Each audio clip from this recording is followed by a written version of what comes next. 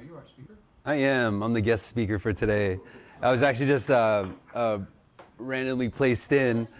And fortunately, I'm a fond fan of coffee, so I was up for the challenge.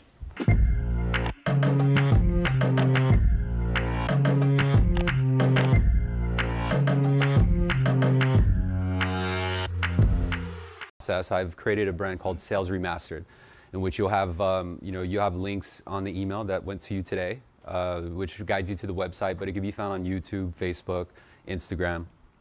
And it's not your normal sales training. This is not something that you're going to hear from, Kevin Ramirez or Lisa Daniels. This is kind of off the cuff, right? NAF does not ask me to do that. So I'm able to speak freely, but I'm also able to connect with you on another level. And that's from a salesman's mindset. It's not just telling you, hey, do this, have a great attitude, smile while you dial. I'm going to tell you what actually works. And since I document a lot of this, you're going to end up seeing it on YouTube. None of your faces will be on there or anything like that, but it's an opportunity to revisit the information. And I think that that's helpful because there might be some information or techniques that I share with you today that you'd want to go and look back on, and you're going to have that capability to do so. So I invite you to check it out. If the content makes any sense and it helps you with your daily, with your daily hustle, you have the option to subscribe, follow, and share. Cool? All right. Well, the gates of the sale, really, it's summarized in just these 2 bullet points, which is basically making sure that you're mentally ready for the engagement. And the reason for that is because that immediate engagement or interaction with you is going to be their first judgment of you, right? And they even have it set order. If you can't see this text, gate 1 is a mental check. And then gate 2 is to go into the borrower goals. And then gate 3 is to tell me about your loan. Understandable path of how to gather the information, right? Like a roadmap, right? We understand that it's not always going to work like this. Ideally, it should work like this. But then we get hit with objections right off the bat, right? Like, hey, Daniel, before you go any further, what's your rate? Or what's your cost, right? I'm dropping my kids off. I don't have any time to do this conversation. That's the truth, right? Whether it's an internet lead or it's a customer service transferred lead, we have to expect and at least prepare ourselves with how they're perceiving this engagement. Make sense? Most of the time, they're going to be transferred to you, and you have to expect that they did not expect to speak to a salesman. So play off that fact. You are not a salesman. Because when you believe you're a salesman, you have this certain specific tone about you, right? Like I'm asking you for something. But there's something that's powerful when you actually kind of give them the momentum, like the sense that they're going to get it regardless, right? Like I'm going in this direction, so you're going to follow me. For example, if they interfere with you, which is one of the reasons why this gates process or this roadmap process is effective and helpful, is because the prospect will sway you in different directions. They're going to ask you for pricing, which is right here, number 7, when you're barely at gate 1 or gate 2. Does that make sense? And it reminds you that you still need to find certain pillars like income, credit, title, their equity, certain things like that, just to even get that far. And so you're always going to constantly be hit with these objections right off the bat, and this is going to sometimes sway you. Now, the reason why this is effective is because it's going to remind you that they don't earn that right until number 7. And why I say earn that right is because you have to feel that. You have to kind of relay the message as if they need to earn what we give them. And now this opens up a door of opportunity for us to position ourselves, which is all what the Gates of Sales is trying to do, is just position you so that you have the right information to make it this far.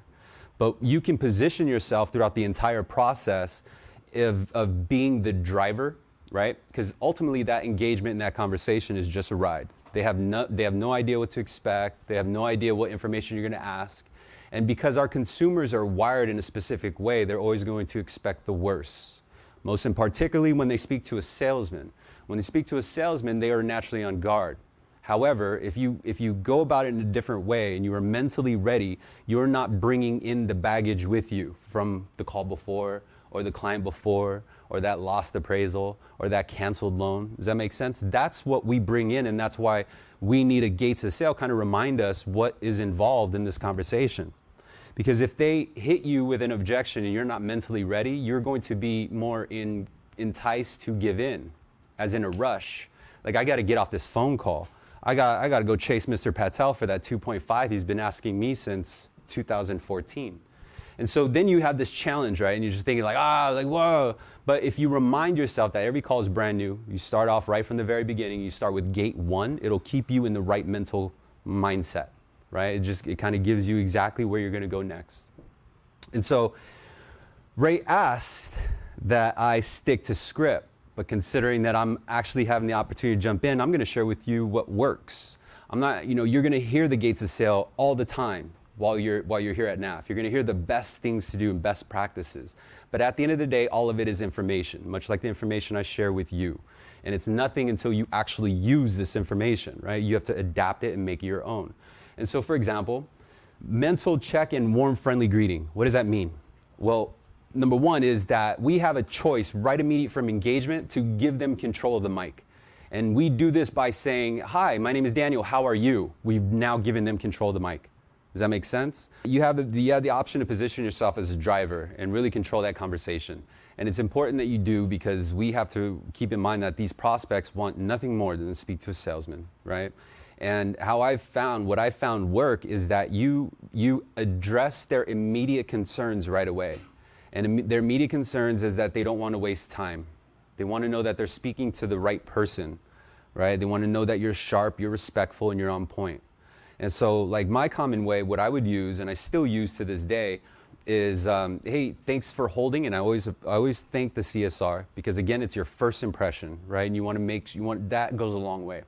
And so if, let's say Monique was transferring me a lead, I'd say, hey, thanks, Monique. John, I appreciate you holding. The reason why she's transferring you over to me is because I'm authorized to provide you with the information that you need. But before I begin, I'm just going to ask you a few basic questions that even let me know if I can move forward with the call. If I can, I'll show you exactly what I can do. If not, I'm going to help you save a bunch of time. See, that opening just addressed almost every single concern that they have. And now I've taken control of the conversation. They can't come back to me. I'm like, oh, I don't got any time. I'm like, no, yeah, I completely get it. That's why I'm going to ask you these few first questions first before I even begin the call. And what is important is that after you open up that conversation, you take control of that driver's seat, what do you say next? And whatever you say next is up to you, but what you're trying to do is find the problem that we solve, right? We're not trying to find what rate they want. We're not trying to hear them on they want a free loan. They're always going to say that, but it's up to us on how we respond back. Some of us will look at it and say, man, this guy has 3.5%. He wants a free loan. He's probably not going to buy from me, and immediately judge that lead and then pass it on, because we are bringing in luggage from our past files, right? Like, I got to go call this borrower who hasn't answered my phone in 3 days, but yet we got business right in front of us right now. And so if we stick within the walls of the gates of the sale, then we can at least make sure that we're doing each and every single piece. But I want to be real with you. The best way to position yourself is understand where the lead's coming from, right? And some of the CSRs are going to tell you, like, hey, this is an outbound call. I need you to understand that's not the exact same approach you're going to use on an outbound call that you would use on an internet inquiry. Does that make sense? The reason being is because the outbound call is more than likely catching someone who is trying to get the CSR off the phone. CSRs are motivated like us. They need to hit their numbers. And I'm not saying that they're not transferring you quality leads, they're transferring you a connection. And after you look at each lead just being a connection, then you can really dummy it down and figure out how you could play a role with that lead. Make sense? Every single interaction has a gates of the sale. Not even just the first call, the second call should have its own little gates and little process associated with it. So in this first meeting with the gates of the sale, just trying to engage with the phone conversation, I think it's important that we show empathy through who's coming in engagement with us. And so a lot of the times we're going to hear responses like, hey, Daniel, you know what? I don't got any time right now. Do you have the best offer or not? I got 2.5 and I'm looking for only better. I need a 1.99 fix. I need it free and I need it done by tomorrow. Can you do this or no? Right? How do you respond to that? Right? What do I say to Mr. Patel? What I say to Mr. Patel is, yeah, absolutely. I'm actually going to email that out to you, and notice how I'm matching his tone, right? And all I'm doing is just matching his rhythm so he understands that it's coming to him. And what you do is when you address that question, their guard comes down because they know that you already are doing what they want. Does that make sense? Now I'm taking control of the conversation. And then I'm asking Mr. Patel, well, exactly what do you need the monthly savings for? I'm a direct conduit to Fannie Mae, Freddie Mac, right? So I have a distinct advantage to show you exactly what you qualify for today. I'm not like these other brokers or these other advertisers that are showing you best case scenario. As a matter of fact, Mr. Patel, I can't. I can only show you exactly what you qualify for. Sounds like you're in a rush, so I would only put in front of you what you qualify for, right? You wouldn't want to waste your time looking at other information. So I'm actually going to send that to you, Mr. Patel. It looks like Mr. Patel at AOL.com is your email address. Great. This is with regards to your property on Myford. Awesome. This is your primary residence, right? And now you start going back into the qualification. But Mr. Patel's rushing you off the phone. He's like, hey, you know what? Just tell me, can you give me a free loan? Can you do it within a week or not? I got somewhere to go. Now I'm paying attention to his background, right? This is what stands out. This is not what's covered inside the gates of the sale. These answers are what you're experiencing right now. Am I true? Right? They're all wanting to get off the phone. That's not going to be covered here. So I could stick to the script and cover all best case scenarios, or I could tell you exactly what you're going to meet, what you're going to face. You're going to face people that are worried about price.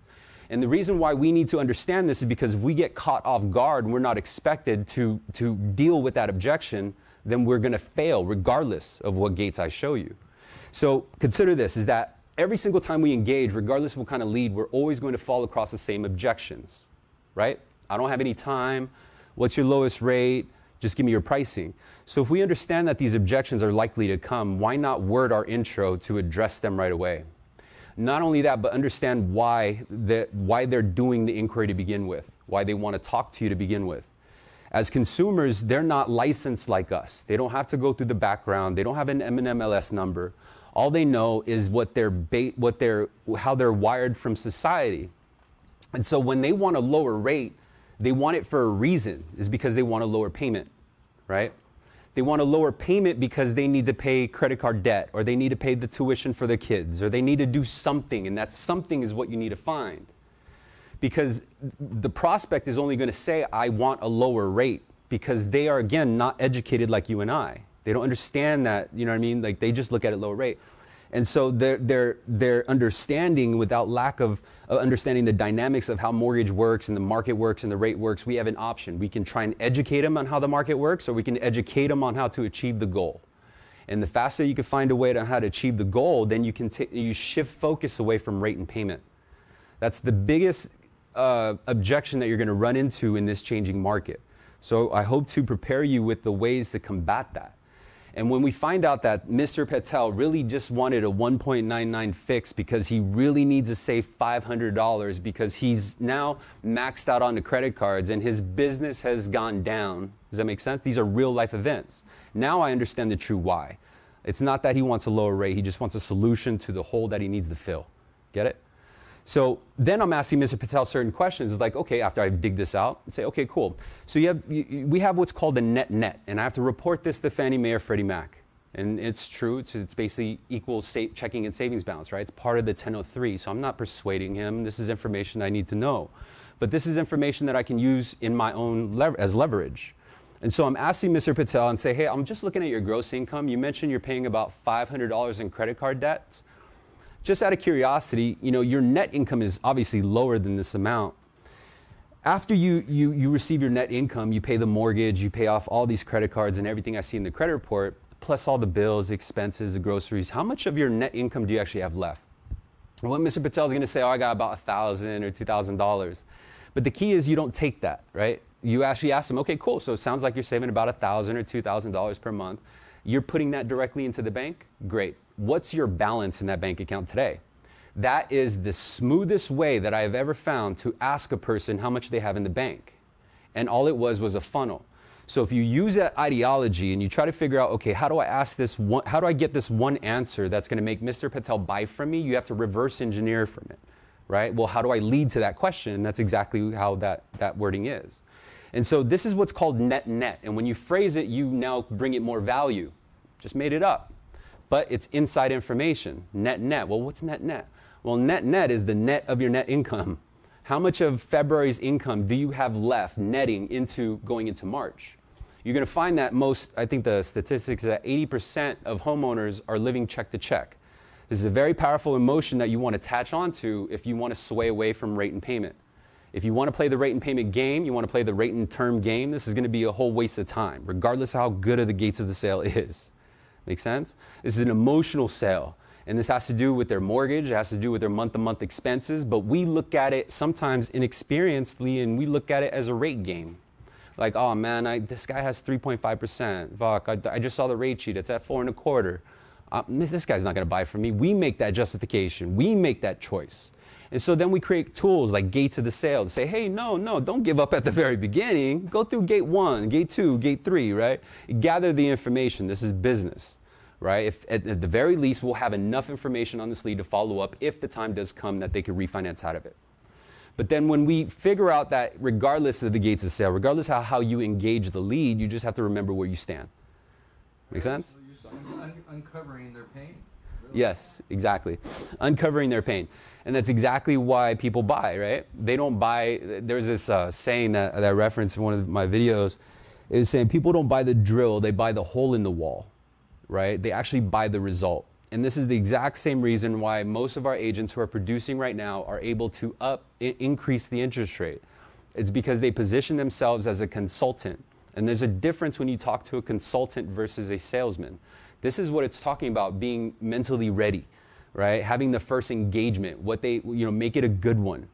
If you make it a good one and immediately what they say, what they hear from you is you thanking someone, that's immediately kindness. That's sharp, right? This guy's pretty cool. He's pretty nice. More importantly, saying, hey, thanks for holding. The reason why they're transferring you to me is because I'm authorized to provide you the information you need. Now they know they're talking to somebody who can make a decision. But before I begin, right, this is like, oh, okay, cool. I don't even have to go down this path.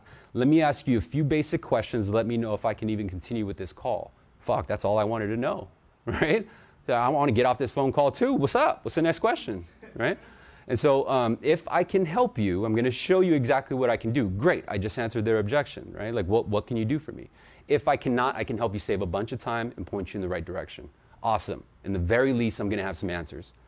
I've addressed every question. Every single time the response is, sure. I didn't ask them if I can start an application. I didn't ask them what their goal is. Right? I don't even ask them for the sale. And that's some other interesting stuff. Like in my sale, I never ask for the sale. Because the sale in itself, when you get over here to present loan options, this needs to be a consultation. They have to be off guard. They can't be understanding that, number one is, I believe a 2-call close. That's just me. You know, if you're trying to be the commando and do a 1-call close, more power to you. I'm gonna keep my numbers high and I'm gonna do a 2-call close though. So on the second call, they can't open themselves up into a guard position, and they're going to be guarded if they know it's a pitch, if they know it's a presentation. But that's later on. He asked that I only pay attention to number 1 and number 2. Now, number 2 is borrower's goals. When you open up the frame and you actually open up the frame, meaning that you take control of the conversation, right? Like now they're prone, they're ready to answer any questions you have. You typically our questions sound like this. So how can I help you today? That's the way that we ask their goal, right? And then what they do is they respond like, well, I'm just looking for a lower rate. We already know that all of them are. Every single one of them are, right? Have you ever had someone call you and say, I'm just looking to increase my rate? I'm just looking to see if I can pay the most fees. None of them do, right? So why ask such a redundant question?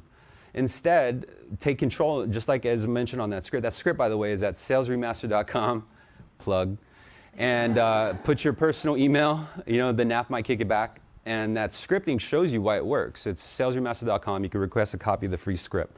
But what happens when you take over the conversation and you're going over goals as to what their deeper reasons as to why, is because when you ask them whatever the goal is, they're always going to say save money, right? They're always going to say I want a lower rate. What's going to help you create enough leverage to make sure that they make it on time to your second presentation call or for that pitch call, or you build up that anticipation where they call you back, right, is where you don't give them too much information. So at the very beginning, number 1 and number 2, if they ask for the best rate, we jumped into OB, which is Optimal Blue, by the way, it's our pricing engine, we're actually setting ourselves up for failure. Right? Some of the loan officers would say, but Daniel, what I do, I got a trick up my sleeve. I read these guys a 10-year fixed note rate, and the 10-year fix is at like 3.5 is all. That's my avenue around. I'm like, all right, bro, that, whatever. But at the same time, what you're doing is you're tying them to a number, right? And now whatever they hear from whenever, that goes throughout, it's all going to be based on what that number is. And so if you read them a 10-year fix and then pitched them a 30-year fix, they're going to be upset regardless of whatever type of bond you built within these gates of sale. So when you ask them the questions like, hey, what's your goal? What are you trying to accomplish? Find a different way to ask them. Me, I don't. I try to figure out what's hurting them. That's my job. I'm a problem solver. And that's what we do with sales, right? We find problems and we solve them. That's all we do. And we get nice compensation for solving someone's problem. But typically the problems that we solve are dealt with cash flow, right? Whether it's cash out to do home improvements, to improve the quality of their life, because they're going to sell the home. This is the retirement home. There's a reason for it. And other means may be like lower the monthly payment so they can afford the cost of living, right? Because the overtime had went down, or they have a new kid, they got new expenses. These are the things that we need to find our way to peek into. And so even if we had Mr. Patel, for example, that's saying a 1.99 fixed right from the very beginning, I'm going to greet him. I'm not going to get mad at him because I understand that I'm licensed, I'm experienced, I'm skilled, I know this language. Mr. Patel does not. Mr. Patel is going to ask for a lower rate because he's putting that together with his mortgage and he's thinking that's the only way he can create the savings to achieve X, Y, and Z. Unless we figure out what X, Y, and Z is, we have no sale for Mr. Patel. Make sense? See, why sales are being lost right now is because no one bothers to find out what the X, Y, and Z is. They're more in tune with saying, oh, damn, Mr. Patel's not going to buy this. They're the one making the decision. And what happens with that is by the time you get into gate number 7, you're deflated. You actually say it in your tone, like you're not excited for this dude. Like you're like, oh, this guy's not going to like me. They could tell through your tone. Make sense? So tonality is an interesting thing because in the very beginning, I mentioned like one person could be in a rush, right? We get this a lot. And you'll find that there are even some people that call you with more time than ever. You got Mildred out in Idaho, right? And she's ready to talk. You know what I mean? She got the tea on the oven. This lady got some topics. So sometimes you come up with different energies.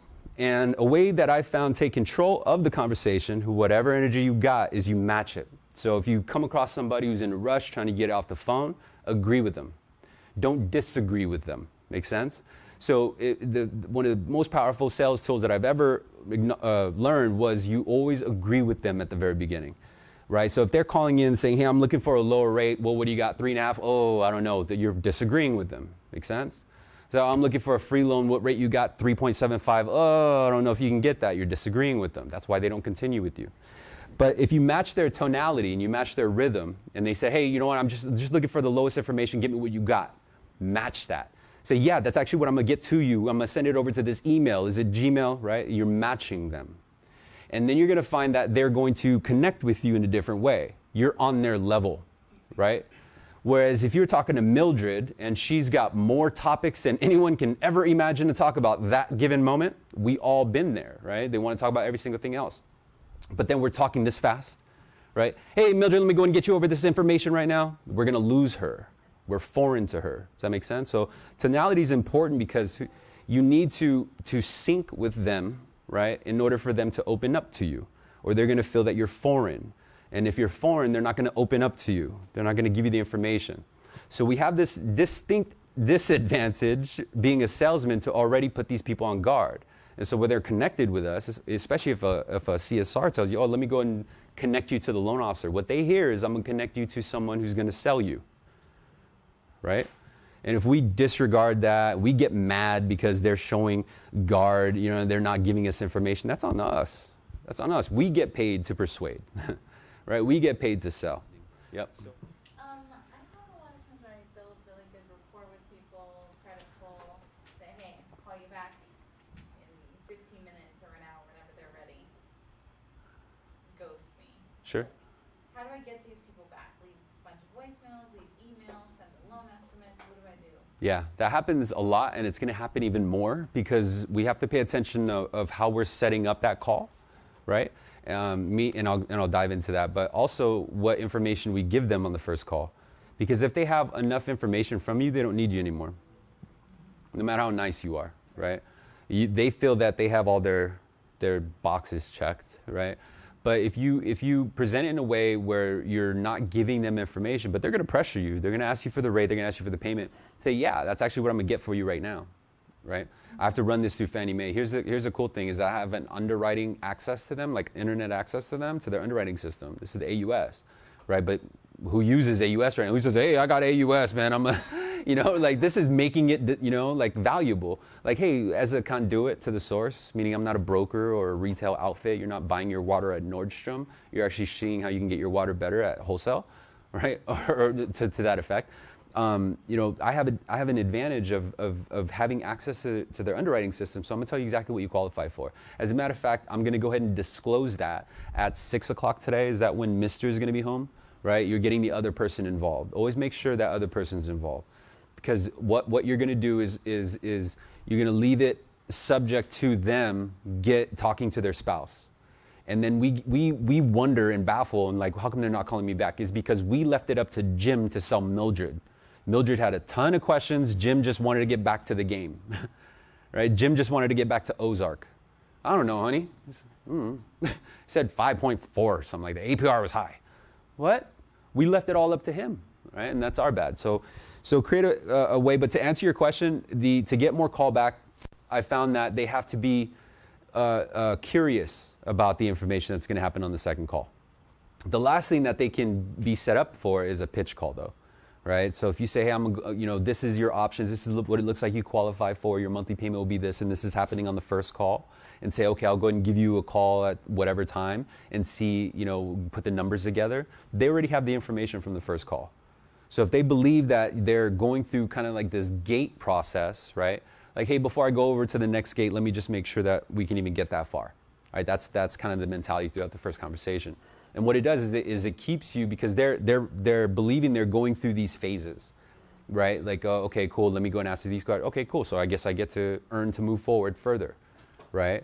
But you're checking in with them, and you're gathering the right information, right? So ultimately, the first conversation never results, in my opinion, with pricing. But there are some closers here, tried and true. It's all about the one call close. Whatever floats your boat, it's just going to be based on how you sell, right? In my opinion, I like to do a second call close because I like them to absorb the information, and I like to position myself more favorably to win. And sometimes pitching that person on their lunch break or pitching them en route to work with the kids screaming in the back, I'm inviting myself to be turned down. Their focus is not with me. They're not at a position where they can grab their mortgage statement. And I'm also leaving it up to them to discuss it with the husband when he gets home, right? I'm going to be a little bit more craftful. I'm going to pay attention to their time zone. I'm going to pay attention to when they go to work. How far away are they from work, right? If I know I'm going to catch you in a 45-minute commute at this time, I know that I can conference call your husband at that time too. Make sense? This is not being considered because we're bringing in baggage from our day. We got to make time to go chase Mr. Patel, who hasn't answered our 95 calls, right? Because I'm trying to sell Mr. Patel 4.5, and this guy asked for 1.99, right? But for whatever reason, he qualifies, probably because he's got a higher loan amount. So we see the upside. We see the potential commission. This is our tier, right? That's what's actually pushing us. But if we just keep it super simple, just break it down to the fact that we're a cross guard. We're telling traffic what way to go, right? What bucket to go. There's only so many different directions that they can go. They can go Fannie Mae, Freddie Mac, FHA, VA. Who is us? We're the direct conduit. We're the direct source to the path, right? You're not paying Uber to get to the location. We're here. Good input. Monique Sanchez, if you guys don't know her, she's doing really well with the resources that we have. That I think a lot of loan officers will shy away from because it's foreign. It's a different tool. It's something that we don't really understand yet. And NAF is going to provide you all of these resources, but it's up to you on how you use it, right? So we could show you the ability to leave them a go-go dial. But what kind of go-go dial is it? Is it going to sound like your other voice messages that says, hey, just wanted to see if you put any thought to those options we covered. If you're still in the market, or if you have any questions I can ask you, please call me. Okay, bye. Right? Or you could be a little bit more persuasive, much like what Mo does, and leaves them anticipating the call back. Right? Setting up the right expectation in the tone and letting them know that I'm going to call you tomorrow and I'm going to email you tomorrow if I don't hear from you today. Right? This is why they call back. But I think why a lot of the successful loan officers work here is that they understand they just need to make contact. It's just a matter of opening that dialogue, right? And some of us who will not succeed are those that look at it as we are waiting for the perfect lead. We are waiting for that person who still needs a rate and term refinance and still on their 4.5. Instead, investing our time and energy where the attention is, where the business is, the people who have a HELOC, the people who have a government loan, who bought their house at 95% and are at 90 and now can do a conventional. These are the pockets of people that we can help because now we have insider information. We have information about the internet equity lines of credit, right? But it's a matter of when we give this information. And so for like your example, if I gave them all the information, like let's say, tell me about your loan, and then I end up telling them so much information, all these random fun facts, it's very helpful. We're excited because we're just learning it, right? We believe that this is how I build rapport. But at the end of the day, you got to be very humanized. You have to understand that this person really, at the end of the day, they just worry about themselves. You can get a gist. If this is Mildred, she probably does want to talk about it. And if you got an hour extra of your day, you go ahead and you talk about it to Mildred. She'll be more than happy to learn about amortization and interest-only options and LIBOR, you know. But at the same time, we need to understand that the better that we manage our time, the better that we manage our emotions, the better that we manage what we already know what we're going to face that day, which is the objections, it's the denials, it's the declines, right? It's the rate chasers, it's the price whores, you know, competing with the brokers. This is what we're going to face that day. So if we're not prepared to face those challenges or compete with those objections, then we're putting ourselves in a worse state, right, to actually not succeed here. But what happens when you have these resources like texting, emailing, voice messaging, right? It will give you the capability to communicate with these people, but if you're not going to use them in the right way, if you're not going to feed off people like Monet Sanchez, you know, and say, hey, send her over an email like, hey, I just noticed you got President's Club, congrats again. You know, what are you doing? What's worked for you? The cool thing is that the producers here are more than open to share with you what works because they love it. And the reason why they succeed is because they love it. They love the process. They understand that it's a process. But when we look at the higher ups and we see the top producers getting those huge rewards, getting those massive tiers, we have a choice. We could look at it with hate and kind of envy and be like, man, they get Glengarry leads, right? They must have special love from their manager. We're diluting ourselves. We're telling ourselves this in illusion and accepting and justifying why we aren't winning too. Instead, these people are so open, you can contact them and say, hey, what the fuck are you doing? Don't lie, I know you're doing something. Is it them Glengarry leads? What they'll tell you is that, no, it's work. It's actually work. It's figuring out that the process is cyclical. That's a word, right? Cyclical? Yeah. All right, yeah. So, you know, I do these vlogs, and you're going to hear, if any of you consume the content, you're going to hear me mispronounce and use the wrong words in different meanings, and it's because it's really off the hip. Like, this should have been scripted, but this is something I'm very passionate about. And I sit on the aisle floor, but I'm open to you whatever branch you are. And if I could be a resource to you, I look at it as a win-win. Don't look at it and say, hey, this guy's fucking busy. You know, he's running the #1 team in the company. Nah, like, what I am saying is open up to me because it's a win-win situation. You're giving me content that I can also put on my feed and build my brand. At the same time, you're getting an answer. Will the answer be true? I don't know. It's worked for me.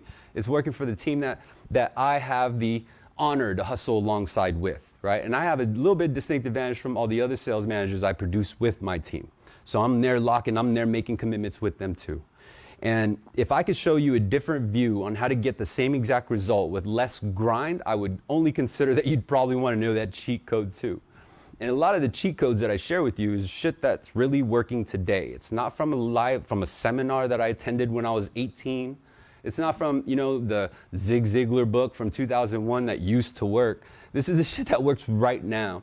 And why it's applicable is because there's a lot of things that are diverting the attention of our consumers. The whole reason why I'm going through the gates of the sale with you is because the attention is what we need to take. We need to be part of that attention. How do you take that attention? You keep them curious the whole entire way through, right? And I'm starting it right off the bat with that. I'm telling them, well, let me go ahead and make sure I can even move forward. Now they're curious, right? And then after the conversation, when I set them up for the call, I'm saying, you know what, let me run this real quick. I got some ideas. Let me go ahead and prepare your disclosures, and I'm going to give you a call back at this time to release them. Now it's not a pitch. I'm just calling you to release the disclosure. So when I call you, then I open up the pitch with like, hey, I got an idea. I got an idea. You know, I wanted to run it by you real quick before I send it out. You know, is Mrs. Jones there? Perfect. Put me on the phone, on speakerphone. Mrs. Jones, hey, you know what? I spoke with Jim earlier today, and he told me it was important to A, B, C, D, E, F, G. Everything that Jim said in his own words. And now I'm putting them both in the mind frame, and now I have that attention again. So that training will come up another time. It's not going to be in this time. If you are interested, you know, send me over an email, send me over a message, say, hey, I want to know how to set up that pitch or set up that delivery, and I'll plug you in, okay? It's the baggage, right? It's the baggage. They're very limited in their vocabulary, you know, and how we pick up their vocabulary, we have the choice of bringing our luggage. And when I keep saying luggage, what I'm talking about is all your aggression, your pinned up aggression, right? This could be the sixth caller asking you for a rate, but they don't know what you go through every day. They're just you know, and they don't know what words to say. It's like a completely different language. What they do know is that if you lower their rate, then their payment is lowered. But we just got to find out, well, why is that important to them? You know, when we found out their whys. Sure. So I turn back to the fact that I'm a direct servicer for the source, Fannie Mae, Freddie Mac, FHA, VA. And then I let them know and say, hey, to be honest with you, because I'm a direct plug, I can't offer anything that you don't qualify for. True, right? But I put it in a different perspective, right? The only information I can actually put in front of you is going to be live to today. So it's not going to be a radio ad you learned last week. This is going to be today. So, but here's the thing though, is that because I can only answer those, I have to ask you a few more questions. So the question you're asking for is saying, when was the last time you looked at your credit score? And it's a powerful question because it's going to let you know whether they're shopping, if they're shopping, right? They're going to tell you, oh, last time I looked at my credit score was last month. Okay, great. What was the reason? Right? Oh, I was applying for a refinance. What happened? Right? Because we could be talking to someone who's disqualified. Why am I going to go over here and do a tap dance over someone that should never even pass gate 2? But another question is saying, if I were to look at your credit report besides the mortgage, what other debt would we see? Like credit cards, car loans? And then they're going to say, oh, you might see some credit cards. Okay, just a rough estimate, how much you owe? I owe about maybe 15, 20,000. Got it. How much total are you sending the credit reports? Not the minimum payment. How much do you send? And then they're going to tell you the payment, right? And then you get to ask them this. Again, it's all reverse engineering. It's just finding out what information you need and then working backwards so you can get to that answer. And the answer is how much they're sending, which is minimum payment or above and beyond the payment, right? And so, oh, I'm just sending the minimum payment. Got it. And are these pretty much close to being maxed out? Yeah, pretty much. Now I got them open, right? Swayed the attention away from interest rate and fees. Now I'm knowing what hurts. And then I start dropping seeds like, oh man, this must have done a number on your credit score. What was the credit score? You know, and then they'll tell you. I say, okay, cool. The cool thing is that because I'm a direct conduit to Fannie Mae and Freddie Mac, I don't have as much yellow tape as all these other lenders, right? We service our portfolio. We're more interested in making sure that you as a consumer are aware of what you're truly entitled for without having to pay for that fancy ribbon, right? Without having to go through a third party. Basically, you're not taking Uber to get to me, you're already with me.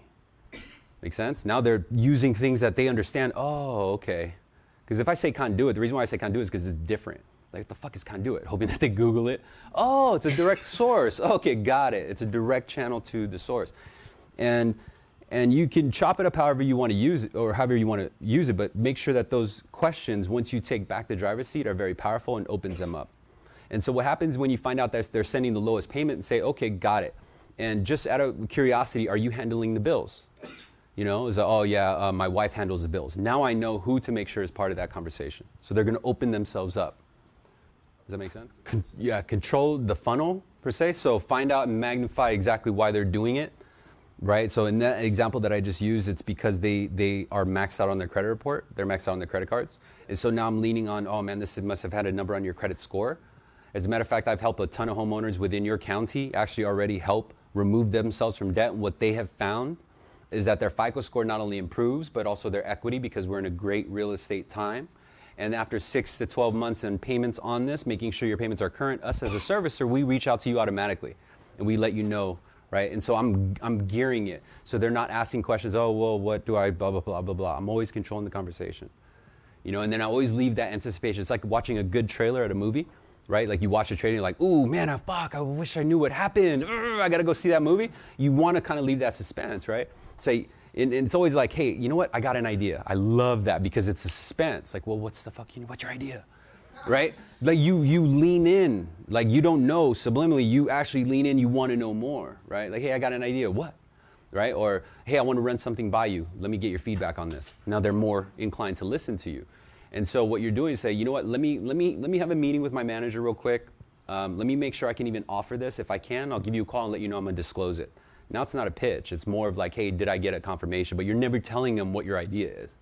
And the whole point is because, I gotta get confirmation I can even roll it out, right? I want to see what he feels about this. Let me get his blessing first before I roll it out.